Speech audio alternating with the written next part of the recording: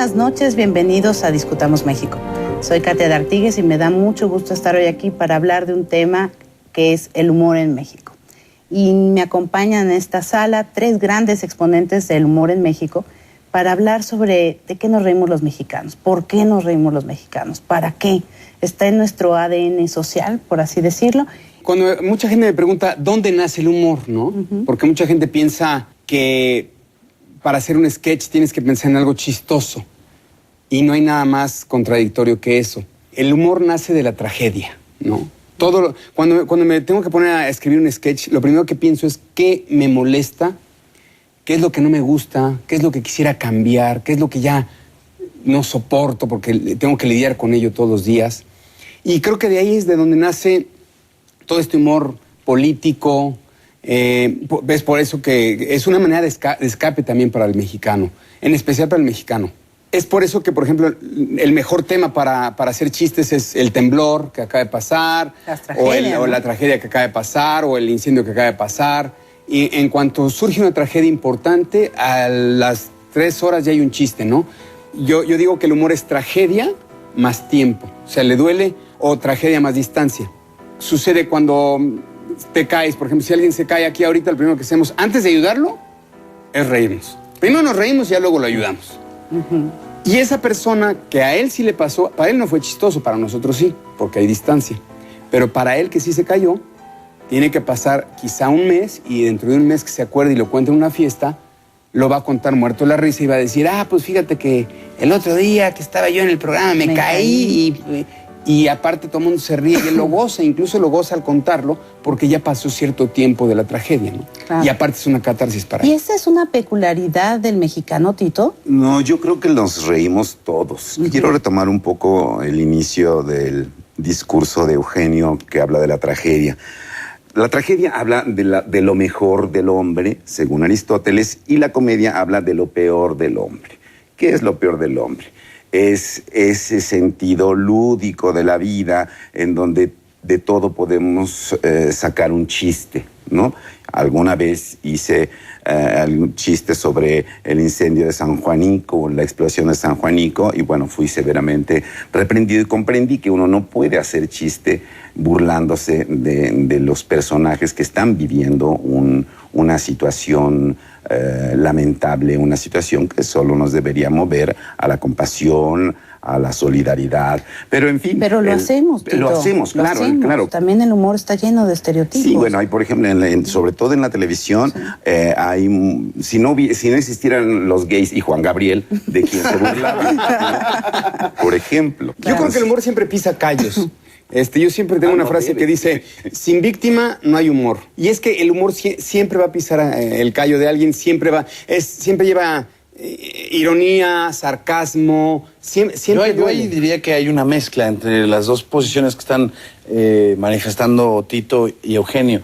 Sí, siempre hay una víctima, pero creo que sí hay que diferenciar, y la estructura del humor, digamos, como decía, si caemos en lo políticamente correcto siempre, bueno, pues a la fregada del humor, no hacemos nada. Pero sí es muy difícil, y creo que ese es un punto muy importante, poder distinguir las fronteras entre un estereotipo y no. Te estás burlando de la situación del momento. De la circunstancia. La cosa es no tomarlo personal, que eso es... Yo que trabajo con humor todos los días en mi oficina, ya tenemos un amplio espectro de lo que es el humor. Entonces siempre estamos buscando más allá, más allá, más allá. Y llega un momento en el que sí sobrepasamos los límites normales de la gente. Entonces, por ejemplo, si mi abuelita se muere, si mi tía tiene una enfermedad, lo último que hago es decírselo a mi producción, porque en cuanto se los diga, a las 15 minutos ya hay un chiste de mi abuelita muerta. ¿Y no te va a gustar? No, sí me va a gustar. O a lo mejor sí. Es que te voy a explicar que, o sea, lo que hay que hacer es sacarlo como una catarsis y reírte. Cuando murió mi mamá, en el velorio, pues estaba yo muy triste, verdaderamente triste. Y cuando llegaron mis escritores a darme el pésame, lo primero que le dije, les voy a pedir un favor. Si sale un chiste acerca de mi mamá, cuéntenmelo. Digo, no se lo aguanten, por favor, porque ya sé que los van a estar haciendo. Pero es diferente, ¿no? Porque quizás estás involucrado en el medio de generar comedia. Claro. Y yo creo que hay planos. No es lo mismo que Perico de los Palotes en el Twitter ponga un 2-3 por Cabañas que está en el baño, un 2-3 por Ricky Martin que estaba en el closet. Ya sal, jefe, ya ganaste, ¿no? no es lo mismo que lo diga un periodista, por ejemplo, o un personaje público, o un político en un evento también público, ¿no? Creo que ahí sí, el humor sí tiene diferentes planos, ¿no? Es decir, hablar del temblor en un velorio o en una fiesta es correcto, pero si tú lo dices en televisión nacional, eres crucificado por los mismos que se rieron en el velorio o en la fiesta. Si lo ven en la tele, como que es un plano que sientes agresión en el momento que lo ves a través de la tele. Es una gran hipocresía, ¿no? Creo que tendríamos que tener en los medios de comunicación el relax de manejar el lenguaje como se vive en la calle, sin excesos. No todo el tiempo andamos mentando madres, no todo el tiempo estamos diciendo malas palabras, que yo digo malas, pues son buenísimas cuando estás, que te lleve el demonio. Bueno, lo decía ¿De dónde, ni buenas de dónde ni malas, sales, ¿no? O sea, son palabras. El lenguaje es un lenguaje vivo, el lenguaje forma parte del humor. Los mexicanos somos expertos en darle la vuelta al lenguaje para buscar humor, para encontrar humor. Somos albureros por naturaleza, aunque el albur conlleve todas las cargas sexuales y psicológicas que quieran darle en las interpretaciones. El lenguaje tendría que vivirse más relajadamente. Creo que sí hemos avanzado un poco en eso. A ver, hablemos de los grandes exponentes del humor en México. ¿Con quién estamos en deuda? Con Cantinflas, con ¿no? Cantinflas. Con don Gabriel Vargas. Estamos en Gabriel Vargas, recientemente fallecido, ¿no? Sí. Mucha de los giros idiomáticos, ¿no? Hablando Pero a del Cantinflas ya sentido le van a del humor. sacar su película gringa y con un actor español. Sí, Está bueno, padre, ¿no?